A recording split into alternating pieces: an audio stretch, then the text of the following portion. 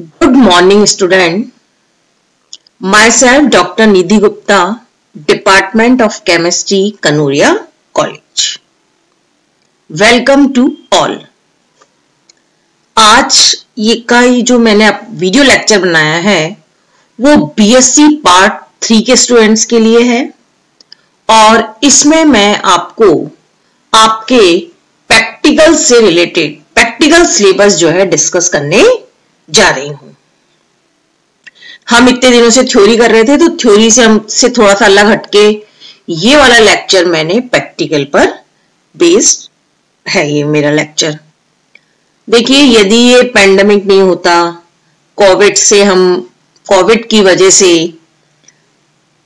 हमारे कॉलेज वगैरह नहीं खुले, आपको केमिस्ट्री लैब में आके प्रैक्टिकल परफॉर्म करने का मौका नहीं मिला, वरना नवंबर तक हमारा 75% सिलेबस कंप्लीट हो जाता है।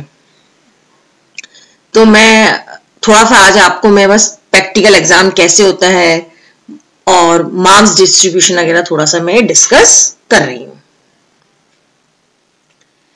देखिए, हमारा ये जो प्रैक्टिकल है वो 50 मार्क्स का होता है। इसमें देखिए, अब आप थर्ड ईयर में है तो काफी कुछ तो आपको पता ही है। 5 मार्क्स जो होते हैं वो हमारे रिकॉर्ड के होते हैं। हम एक रिकॉर्ड बनाते हैं, प्रैक्टिकल फाइल लाते हैं और जो भी प्रैक्टिकल आपको कराए जाते हैं आप उन्हें नोट करते हो और एग्जाम के दिन हम इसका सबमिशन करते हैं। तो आपको रिकॉर्ड जो है लाना होता है और रिकॉर्ड को देखकर आपको 5 में से मार्क्स मिलते हैं। 5 मार्क्स जो है वो है आपके वाइवा के। ये है तो 5 मार्क्स, लेकिन पूरे प्रैक्टिकल की जो 50 मार्क्स हैं ये पूरे मार्क्स इस वाइवा पे ही डिपेंड करते हैं। वाइवा से एग्जामिनर को आपके बारे में पता लग जाता है कि बच्चे को कितनी नॉलेज है। तो हमें वाइवा की तैयारी करनी है। वाइवा की तैयारी करने के लिए आपको क्या है, सीबीएच की बुक लेनी है प्रैक्टिकल के लिए, और दोनों ही मीडियम, हिंदी इंग्लिश मीडियम के लिए सीबीएच बेस्ट है। तो आप देखेंगे कि हर चैप्टर के बाद कुछ क्वेश्चंस हैं। चैप्टर में प्रैक्टिकल से रिलेटेड थ्योरी है तो वो आपको करनी है, और चैप्टर के बाद वाइवा से रिलेटेड क्वेश्चन है तो ये सब कुछ आपको बुक को पढ़ना है। और थर्ड ईयर में है तो हमें तो फर्स्ट ईयर सेकंड ईयर का भी आपको काफी कुछ आना चाहिए। जनरल चीजें हमें जो भी हैं, जैसे लैब में क्या रखा है, जनरल चीजें कि सैंड बाथ क्या है, कोई भी इंस्ट्रूमेंट के बारे में आपसे पूछ सकते हैं कि ये इंस्ट्रूमेंट कैसे काम करता है, कुछ भी रखा है लैब में, या आपसे सॉल्यूशन, मतलब काफी जनरल चीजें हैं जो कि आप पिछले 2 सालों में करके आए हैं, तो वाइवा में कुछ भी पूछ सकते हैं। तो ये हो गया आपका वाइवा। अब आपको जो है 4 एक्सरसाइज दी जाती है। एक आपको इनऑर्गेनिक प्रिपरेशन देते हैं जो कि 10 मार्क्स की है। एक आपको ऑर्गेनिक प्रिपरेशन देते हैं 8 मार्क्स, और 2 आपकी प्रिपरेशन हो गई, एक इनऑर्गेनिक और एक ऑर्गेनिक। फिर आपको एक ऑर्गेनिक सेपरेशन होता है जो कि आपका 10 मार्क्स का है, और एक आपका फिजिकल का एक्सपेरिमेंट देते हैं जो है आपके 12 मार्क्स के। इस तरह से 50 मार्क्स का आपका प्रैक्टिकल हो गया। अब देखिए, मैं थोड़ा थोड़ा सा इनके बारे में बता रही हूं आपको। तो जैसे सबसे पहले हम शुरू करते हैं इनऑर्गेनिक प्रिपरेशन। तो आपके सिलेबस में 4 इनऑर्गेनिक प्रिपरेशन है, तो बताया जाता है कैसे कैसे बनाना है। बुक में इनका पूरा प्रोसीजर दिया हुआ है, इनका एम दिया हुआ है, तो हमें वो बुक से पूरा देख के हमें लिखना होता है, बनाना पड़ता है। एग्जाम में हमें ये बनाना है और बना के सबमिट करते हैं, तो वो एक्सटर्नल आपका देखता भी कि आपने कैसे बनाया है। उससे रिलेटेड आपसे बहुत सारे क्वेश्चन पूछते हैं। जो कॉम्प्लेक्स आपने बनाया है उस कॉम्प्लेक्स की पूरी आपको नॉलेज होनी चाहिए कि वो कॉम्प्लेक्स की ज्योमेट्री क्या है, उसका हाइब्रिडाइजेशन क्या है, उसमें सेंट्रल एटम की वैलेंसी क्या है, उसने कौन से लिगेंड बना रखे हैं। तो जनरल चीजें जो कि आप कोऑर्डिनेशन केमिस्ट्री में पढ़ते हो, उसका नाम, ये सब चीजें आपको उस कंपाउंड के बारे में, जो भी आपने कॉम्प्लेक्स बनाया है वो आपको पूरी आपके इनऑर्गेनिक केमिस्ट्री में है, तो ये आपको पता होना चाहिए। रिजल्ट में आप लिखेंगे कि जो भी आपने प्रिपेयर करा है वो कितने इल्ड उसकी यील्ड कितनी आई है, उसका कलर कैसा है। तो इस तरह से 4 इनऑर्गेनिक प्रिपरेशन होती हैं। तो जो रेगुलर स्टूडेंट आते हैं तो उनके लिए तो ये काफी इजी होता है, इसमें लिखना है और बनाना है। इसी तरह से है आपके ऑर्गेनिक प्रिपरेशन, तो ये भी आपके 4 हैं, तो इसमें भी आपको बस वही लिखना है पूरा प्रोसीजर। इसमें ऑर्गेनिक रिएक्शन होती है तो उस रिएक्शन का आपको मैकेनिज्म पता होना चाहिए।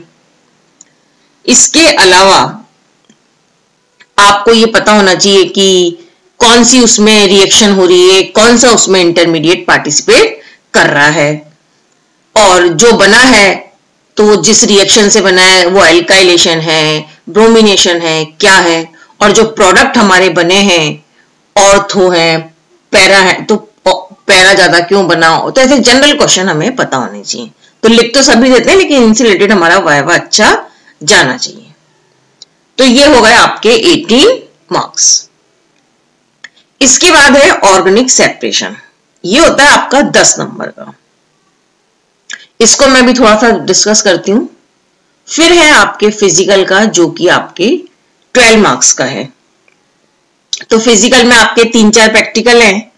तो ये सारे जो प्रैक्टिकल हैं वो इसके लिए आपको क्या कंडक्टोमेट्रिक कंडक्टेंस निकालनी होती है। तो कंडक्टिविटी मीटर आपको देते हैं और बताते हैं कंडक्टेंस कैसे निकालनी है। तो ये तो जब आप लैब में आएंगे तभी बताएंगे कि कैसे आपको कंडक्टेंस मेजर करनी है, कौन सा आपका इंस्ट्रूमेंट है, और इस तरह से आपके 3-4 प्रैक्टिकल जो है फिजिकल के हैं। तो इसमें हम कंडक्टोमेट्रिक टाइट्रेशन करते हैं। ये इसके अलावा जो 3rd ईयर के स्टूडेंट हैं उनसे ये उम्मीद की जाती है, आपको जो भी एक्सपेरिमेंट कर रहे हो, सॉल्यूशन बना रहे हो, तो आपको पता होना चाहिए कि जो सॉल्यूशन हम कैसे बनाया हमने। तो ये आपके सिलेबस में एक यूनिट है सॉल्यूशन। तो उससे मैं आपको नॉर्मेलिटी की डेफिनेशन दी हुई है, मोलरिटी की डेफिनेशन दी है। तो आपको किसी भी टाइप का सॉल्यूशन बनाना आना चाहिए। हर एक्सपेरिमेंट है, कोई सा भी एक्सपेरिमेंट है, आप यूज करेंगे सॉल्यूशन। तो आपसे पूछ सकते हैं कि 1N कैसे बना, 1N से 10NNOH कैसे बनाओगे, N/10 NOH कैसे बनाओगे, कोई HCl है तो इससे कैसे बनाओगे। तो आपको सॉल्यूशन बनाना पूरा आना चाहिए। इसके बाद आप जो टाइट्रेशन कर रहे हो तो वो कौन सी टाइट्रेशन कर रहे हो, तो आपको टाइट्रेशन के बारे में भी आपको पता होना चाहिए। जनरल चीजें हमें सब कुछ पता होनी चाहिए। तो ये तो मैंने आपको बता दिया कितने कितने मार्क्स की एक्सरसाइज है। अब मैं आपको थोड़ा सा आपका जो ऑर्गेनिक सेपरेशन है 10 मार्क्स का, उसके बारे में मैं आपको थोड़ा सा बता रही हूँ। हम जो है शुरू में जब लैब में स्टूडेंट आते हैं तो हम उन्हें यही कराते हैं, क्योंकि इसमें काफी कुछ काम आपका फर्स्ट ईयर सेकेंड ईयर में आप कर चुके हो। तो आपको क्या करते हैं, एक मिक्सचर देते हैं, ऑर्गेनिक मिक्सचर देते हैं। इसमें से हमें 2 कंपाउंड सेपरेट करने हैं। जब वो कंपाउंड सेपरेट हो जाते हैं तो आपको फिर उन कंपाउंड को पहचानना है। कंपाउंड जब पहचान लिए जाते हैं तो फिर हम उनके डेरिवेटिव बनाते हैं। तो कंपाउंड का आइडेंटिफिकेशन आप सेकेंड ईयर में कर चुके हो। आप सेकेंड ईयर में आपको सिंपल एक कंपाउंड देते थे और उसका आपको आइडेंटिफिकेशन करना होता है। तो वही काम हमें यहां भी करना है। कंपाउंड मिला है तो उसका फिजिकल टेस्ट करना है, फंक्शनल ग्रुप टेस्ट करना है, और फिर उसमें हम एलिमेंट टेस्ट भी करेंगे, और फंक्शन के बाद हम उसका मेल्टिंग पॉइंट ले सकते हैं, बॉइलिंग पॉइंट ले सकते हैं, और कंफर्मेटिव टेस्ट, डेरिवेटिव। तो जो काम सेकेंड ईयर में कर रहे हैं वही काम हमें यहाँ करना है। सेकेंड ईयर में हम एक प्रैक्टिकल निकालते थे, एक कंपाउंड देते थे, यहां हमें एक मिक्सचर दे रहे हैं और उस मिक्सचर को हम सेपरेट कर रहे हैं। सेपरेट करने के बाद उन दोनों कंपाउंड को हमें पहचानना है। तो हमारे लिए काम यहां पे डबल हो गया, और काम वही है जो कि सेकेंड ईयर में किया, लेकिन मेन है कि आप उनको सेपरेट करें। ठीक है, तो ये सेपरेशन स्कीम आपके लिए नहीं है। अब देखिए हमारे सिलेबस में 8 ऑर्गेनिक सेपरेशन है, 8 मिक्सचर दिए जाते हैं आपको। उसमें से 4 आपको वाटर से सेपरेट करते हैं और 4 हम सोडियम बाइकार्बोनेट से सेपरेट करते हैं। तो यदि हमने सेपरेट ही सही नहीं किया तो फिर आगे का सारा काम हमारा बेकार है। तो हमें उनको मिक्सचर को हमें ढंग से सेपरेट करना आना चाहिए। तो अब कैसे पता लगाएं कि हम मिक्सचर को हम वाटर से करें या सोडियम बाइकार्बोनेट से करें? तो इसके लिए हम क्या करते हैं, वैसे तो अब एग्जाम में लिखा आता है कि आप अपना मिक्सचर किससे सेपरेट करो, तो बच्चों के लिए 8 में से 4 ही रह जाते हैं, 4 में से उन्हें आइडेंटिफाई करना होता है। लेकिन पहले ऐसे नहीं होता था, पहले लिखा हुआ नहीं आता था, तो 8 में से आपको फाइंड आउट करना होता था कि मिक्सचर में क्या है। अब हमारे लिए इजी हो गया, क्योंकि अब लिखा है कि आप मिक्सचर कैसे सेपरेट करोगे, वाटर से कर रहे हो या सोडियम बाइकार्बोनेट से। तो हमारे सिलेबस में 8 प्रैक्टिकल है, 4 वाटर वाले हैं, 4 सोडियम बाइकार्बोनेट के। तो मेन इसमें क्या है, सेपरेशन ही है। सेपरेशन करने में दिक्कत होती है, तो जब आपको आ ही गया कि सेपरेशन किससे करोगे, तो फिर आपके लिए 4 में से 1 निकालना है। तो जो बच्चे रेगुलर आते हैं तो वो फिर मिक्सचर की शक्ल देख के, कलर देख के, कुछ आइडिया से जो है थोड़ा बहुत करके पता लगा लेते हैं कि हमारा मिक्सचर कैसे सेपरेट हो रहा है। ठीक है, अब मैं आपको थोड़ा सा बता देती हूँ। हमें एक मिक्सचर मिला, मिक्सचर हम लेते हैं बॉइलिंग ट्यूब में। बॉइलिंग ट्यूब में इसलिए ले रहे हैं ताकि हिलाने में इजी हो जाता है, सिंपल टेस्ट ट्यूब में पकड़ने में और इतना मिक्सचर आता भी नहीं है। तो जब आपको मिक्सचर मिलता है तो ये नहीं कि हम पूरा का पूरा ले लें, हमें पता लगाना है पहले तो थोड़ा सा मिक्सचर लेंगे, थोड़ा सा पानी लेंगे और शेक करेंगे अच्छी तरह से। 3-4 मिनट तक उसको शेक किया हमने, और शेक करने के बाद हम उसे फिल्टर करेंगे। तो पहले तो हम देखेंगे कि शेक करने पे क्या पानी वैसा का वैसा है, पानी से उस कंपाउंड में डालने पे कोई फर्क पड़ा। यदि मान लीजिए पानी वैसा का वैसा है, कंपाउंड कुछ डिसॉल्व भी नहीं हो रहा, तो फिर हम उस मिक्सचर को सोडियम बाइकार्बोनेट से सेपरेट करेंगे। यदि मान लीजिए कंपाउंड वैसा का वैसा ही, कुछ हो ही नहीं रहा, तो वो मिक्सचर हमारा सोडियम बाइकार्बोनेट से सेपरेट होगा। ठीक है, अब यदि मान लीजिए पानी का कलर चेंज हो गया, पानी में कुछ कंपाउंड घुल रहा है, तो इसका मतलब मिक्सचर हमारा पानी से सेपरेट हो रहा है। पानी में कंपाउंड घुल रहा है तो इसका मतलब 2 कंपाउंड होगा उस मिक्सचर में, एक तो पानी में सॉल्युबल है और एक पानी में इनसॉल्युबल है। तो इस तरह से हमने पता लगा लिया कि मिक्सचर जो है वाटर से सेपरेट हो रहा है। ठीक है, तो अब हमने पहले तो हमने थोड़ा सा लिया था, पता लगाया, और अब हम क्या कर रहे हैं, थोड़ा सा ज्यादा पूरा ले लेंगे। जब हमने पता लगा लिया तो था उसमें पानी डाल लेंगे। रेशो भी लिखा हुआ है कि किस रेशो में आपको लेना है, 1:3 के रेशो में लेते हैं। अच्छी बॉइलिंग ट्यूब में लेते हैं, पानी डालते हैं और थोड़ा ज्यादा देर तक हिलाते हैं अच्छी तरह से, ताकि वो जितना मैक्सिमम डिसॉल्व हो सकता है हो ले। फिर हम उसे फिल्टर कर लेते हैं। तो एक कंपाउंड तो हो जाता है जो कि फिल्टर पेपर के नीचे जाता है, और एक कंपाउंड जो है फिल्टर पेपर पर आ जाता है। अब 2 कंपाउंड हो गए। एक कंपाउंड तो हमारा फिल्टर पेपर पर है, जो छना नहीं, वो फिल्टर पेपर पर प्रेसिपिटेट के फॉर्म में आ गया। उस कंपाउंड का नाम है रेजिड्यू, और वो है इनसॉल्युबल कंपाउंड, और हम कहते हैं यह है कंपाउंड ए। ठीक है, और कंपाउंड बी क्या है, जो घुल के नीचे आया, जो फिल्टर किया हमने, जो फिल्ट्रेट है, उस फिल्ट्रेट को हम क्या करते हैं, वॉच ग्लास में ले लेते हैं और उसे इवोपरेशन के लिए हम जो है रख देते हैं। इवोपरेट होता है, इवोपरेशन के बाद जो है हमें एक प्रेसिपिटेट मिल जाता है। तो यह है आपका कंपाउंड बी। कंपाउंड ए तो प्रेसिपिटेट है जो कि वाटर इनसॉल्युबल है, और कंपाउंड बी जो है आपका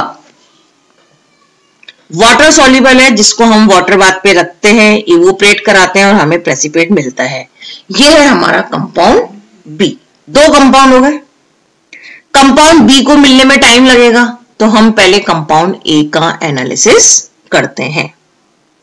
हमने क्या किया, ऑर्गनी मिक्सचर लिया, और ऑर्गनी मिक्सचर में हमने पानी डाला, शेक किया, फिर हमने शेक करने के बाद हमने उसको फिल्टर कर दिया। एक इनसॉल्युबल कंपाउंड जो कि हमें फिल्टर पेपर में मिलता है, और एक हमें नीचे मिला जिसको हमने कहा फिल्ट्रेट और कंपाउंड बी।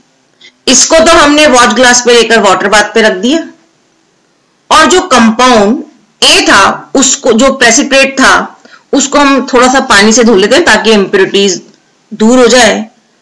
वो हमारा कंपाउंड ए है। तो हमने ए भी मिल गया, हमें बी भी मिल गया। तो हम पहले ए का एनालिसिस करते हैं, और जब तक हम ए का एनालिसिस करते हैं तब तक हमारा कंपाउंड बी तैयार हो जाता है। फिर हम कंपाउंड बी का एनालिसिस करते हैं। अब कैसे उनका एनालिसिस करना है, अभी तो मैंने आपको केवल इतना सेपरेशन बताया है, वाटर से सेपरेट कैसे करते हैं। इनका एनालिसिस आपको बताया जाएगा नेक्स्ट वीडियो में, और आपको सोडियम बाइकार्बोनेट से कैसे सेपरेट करना है ये भी मैं आपको अपनी नेक्स्ट वीडियो में बताऊंगी। आज मैंने केवल आपको सेपरेशन स्कीम डिस्कस करी। ठीक है, इसको एक बार आप रिवाइज करना, सुनना, तो आपको थोड़ा सा प्रैक्टिकल का आइडिया हो जाएगा। Okay, thank you.